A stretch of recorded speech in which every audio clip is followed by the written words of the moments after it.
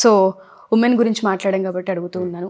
మన కోడ్నాన్లో కోర్సెస్తో పాటు వాళ్ళకి అంటే ఏ విధమైన సపోర్ట్ ఇచ్చే అవకాశం ఉంటుంది అంటారు ఇక్కడ ఆడపిల్లలకి? ఎందుకంటే చాలా దూరం నుంచి మన దాకా వచ్చి జాయిన్ అయ్యే స్టూడెంట్స్ చాలా ఎక్కువ మంది ఉన్నారు. సో వాళ్ళకి మనం సేఫ్టీ, సెక్యూరిటీ అండ్ దాంతోపాటు స్కిల్ డెవలప్మెంట్ ఆపర్చునిటీస్ ఏ విధంగా సపోర్ట్ ఇస్తుంటుంది కోడ్నాన్?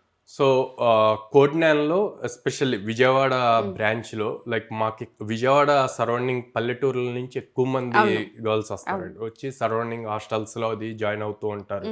ఫుడ్ బాగాలేదు అని చెప్పి హెల్త్ ప్రాబ్లమ్స్ వచ్చి అది బాగా సఫర్ అవుతుంది. అందుకని లైక్ విత్ ఇన్ ద క్యాంపస్లోనే హాస్టల్ కూడా క్రియేట్ చేసాము గర్ల్స్కి స్పెసిఫిక్గా. ఓన్లీ విజయవాడ ఓన్లీ విజయవాడ అని ప్రెజెంట్. సో విజయవాడ బ్రాంచ్లో గర్ల్స్కి హాస్టల్ కూడా క్రియేట్ అయింది. సో దీనివల్ల ఏమవుద్ది అంటే ఫుడ్ బాగుంటుంది. సో ఎప్పుడైతే ఫుడ్ బాగుండి వాళ్ళకి ప్రాపర్ స్లీప్ అది ఉంటుందో టెక్నాలజీ నేర్చుకునే దాని మీద ప్రాక్టీస్ చేసే దాని మీద ఫోకస్ చేస్తారు.